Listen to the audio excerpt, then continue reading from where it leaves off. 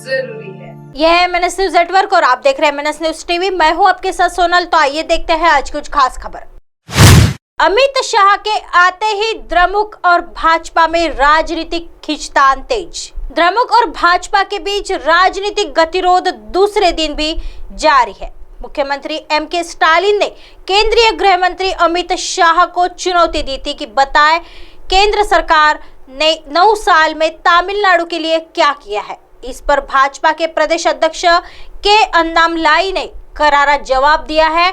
अन्नामलाई ने रविवार को एक ट्विटर पोस्ट में कहा कि भाजपा की तमिलनाडु इकाई कल स्टालिन को जवाब देगी कि द्रमुक सरकार ने सत्ता संभालने के बाद पिछले 2 वर्षों में तमिलनाडु के लोगों के लिए क्या किया है। स्टालिन ने शनिवार को सलेम में एक जनसभा में भाजपा पर जमकर निशाना साधा था और पूछा था कि केंद्र सरकार ने अपनी सत्ता के पिछले 9 वर्षों में तमिलनाडु के लिए क्या किया है। उन्होंने कहा था कि कर्नाटक विधानसभा चुनाव में करारी हार के बाद बीजेपी डिफेंस मोड में है। स्टालिन ने पार्टी कैडरों में से तमिलनाडु की सभी 39 लोकसभा सीटों पर पुडुचेरी की एक सीट जीतने का भी आह्वान किया। शनिवार रात चेन्नई पहुंचे केंद्रीय गृह मंत्री अमित शाह अपने दौरे के दौरान उद्योगपतियों के एक समूह से मिलेंगे और बाद में वह केंद्र में सत्ता संभालने के बाद पिछले 9 वर्षों में भाजपा की उपलब्धियों पर प्रकाश डालते हुए एक जनसभा को संबोधित करेंगे। आइए बढ़ते हैं अगली खबर की तरफ। हमारे पास एक मनीष सिसोदिया नहीं 100 है। रामलीला मैदान पर बरसे केजरीवाल। दिल्ली के मुख्यमंत्री और आम आदमी पार्टी के संयोजक अरविंद केजरीवाल ने दिल्ली के रामलीला मैदान पर महारैली को संबोधित किया। केंद्र के इस अध्यादेश के खिलाफ बुलाई गई रैली में प्रधानमंत्री मोदी पर जमकर हमला बोला। केजरीवाल ने कहा, कई साल बाद आज हम रामलीला मैदान में इकट्ठा हुए हैं। 12 साल पहले करप्शन के खिलाफ इकट्ठा हुए थे। आज इस देश से एक अहंकारी तानाशाह को हटाने के लिए इकट्ठा हुए हैं।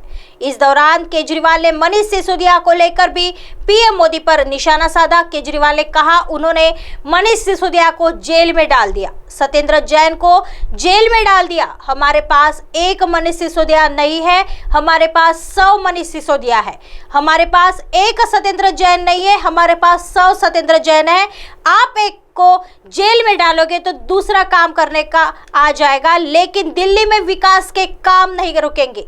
ये पीएम सुप्रीम कोर्ट का आदेश नहीं मानता केजरीवाल ने कहा, 11 मई को देश के सुप्रीम कोर्ट ने दिल्ली के हक में फैसला दिया और 19 मई को मोदी सरकार ने अध्यादेश लाकर सुप्रीम कोर्ट के आदेश को खारिज कर दिया।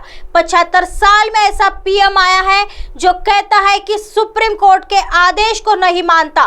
केजरीवाल ने कहा, देश के अंदर जनतंत्र खत्म हो रहा है, इसी को तानाशाही और हिटलरशाही कहते हैं। सुप्रीम कोर्ट ने अपने आदेश में कहा है कि जनता सुप्रीम है।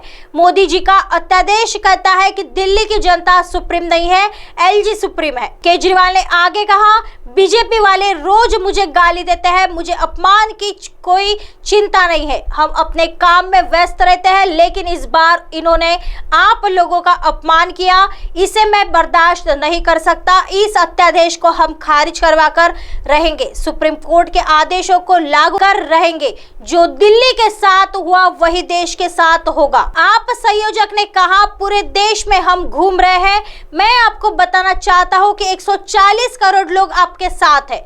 पूरे देश के लोगों को बोलना चाहता हूं, दिल्ली के लोगों के साथ को बोलना चाहता हूं। आइए बढ़ते हैं अगली खबर की तरफ। केंद्र के खिलाफ आपकी रैली में अरविंद केजरीवाल की अन्य राज्यों के लिए चेतावनी। दिल्ली के मुख्यमंत्री अरविंद केजरीवाल ने रविवार को राष्ट्रीय राजधानी में सेवाओं के नियंत्रण पर अध्यादेश को लेकर केंद्र पर निशाना साधते हुए कहा कि दिल्ली पर सबसे पहले हमला किया गया है और इसी तरह के अध्यादेश अन्य राज्यों के लिए भी लाए जाएंगे। रामलीला मैदान में आम आदमी पार्टी की महारैली को संबोधित करते हुए पार्टी के राष्ट्रीय संयोजक ने कहा कि केंद्र का अध्यादेश शहर के लोगों का अपमान है। अध्यादेश कहता है कि दिल्ली में लोकतंत्र नहीं होगा। उन्होंने आरोप लगाया। अरविंद केजरीवाल ने कहा, दिल्ली में तानाशाही होगी और एलजी सर्वोच्च है।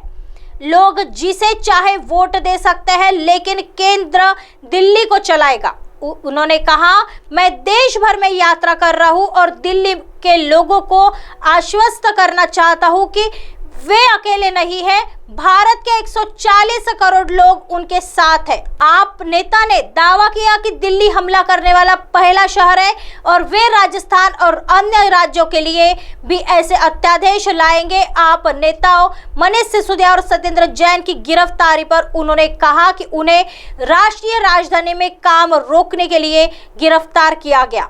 नरेंद्र मोदी लंबे समय तक गुजरात के मुख्यमंत्री और फिर प्रधानमंत्री के रूप में सत्ता में रहे और केजरीवाल 8 साल से सत्ता में है, जिन्होंने लोगों के लिए अधिक काम किया है। ऐसे ही दिन भर की तमाम बड़ी खबरों से आपको रूबरू कराएंगे। तब तक बने रहिए MNS न्यूज के साथ। नमस्कार।